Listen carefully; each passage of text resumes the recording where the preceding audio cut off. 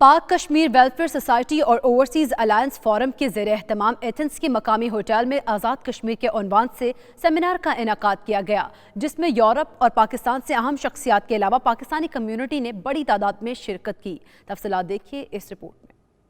Seminar میں Europe اور پاکستان سے اہم شخصیات کے علاوہ پاکستانی برادری کی سیاسی و سماجی شخصیات سمیت یونانی ممبران پارلیمنٹ، وکلاء، انسانی حقوق کی تنظیموں کے نمائندگان اور عرب ممالک مصر، شام، فلسطین کے مندوبین، اعلیٰ حکومتی نمائندوں نے شرکت کی۔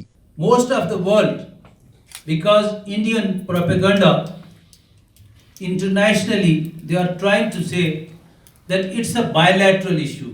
پروگرام کی صدارت صدر اوورسیز الائنس فورم یورپ چودھری اعجاز حسین پیارا نے کی۔ سیمینار کے مہمان خصوصی بیرسٹر عبد المجید ترمبو تھے۔ شرکاء نے تقریب سے خطاب کرتے ہوئے کہا کہ بھارت مقبوضہ کشمیر میں انسانی حقوق کی شدید خلاف ورزی کر رہا ہے اور ہم بھارت کا مکروہ چہرہ پوری دنیا کو دکھاتے رہیں گے۔ 92 نیوز سے خصوصی گفتگو کرتے ہوئے عبد المجید ترمبو نے کہا کہ اس وقت پوری دنیا جان چکی ہے کہ بھارت اپنی جارحیت کے ذریعے کشمیریوں کی آواز کو نہیں دبا سکتا۔ اس وقت پوری دنیا میں بھارت کا مکروہ چہرہ واضح ہو چکا ہے اور کشمیر میں بھارت کو اپنی شکست نظر آ گئی ہے۔ ہم کشمیریوں سے اس سے بہت ہی جذبہ ملتا ہے اور ہم اس تحریک کو آگے لے جانے میں اور طاقت ہمیں حاصل ہوتی ہے اور انشاءاللہ یورپین کنٹریز میں، یورپین یونین میں ہمارا جو کام ہے وہ جاری رہے گا اور اس کو جتنا بھی ہو سکے گا اتنا اجاگر کریں گے، اس کو ایوانوں تک لے جائیں گے جدھر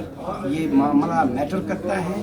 خاص طور پر ہم یونائٹڈ نیشنز میں، ادھر جنیوا میں، ہیومن رائٹس کونسل میں ہائی کمشنر کے رپورٹ کو ایک نئی زندگی دینا چاہتے ہیں کہ وہ کسی نہ کسی طریقے سے ایسا مسئلہ ہو جائے کہ وہ ہیومن رائٹس کونسل جو ہیں وہ ایک inquiry commission, independent inquiry commission بنائے کشمیر کے مسئلے۔ آخر میں اقوام عالم سے اپیل کی گئی کہ وہ کشمیریوں کے حق خود ارادیت کے لیے اپنا کردار ادا کریں تاکہ کشمیریوں کو ان کا حق جلد سے جلد مل سکے۔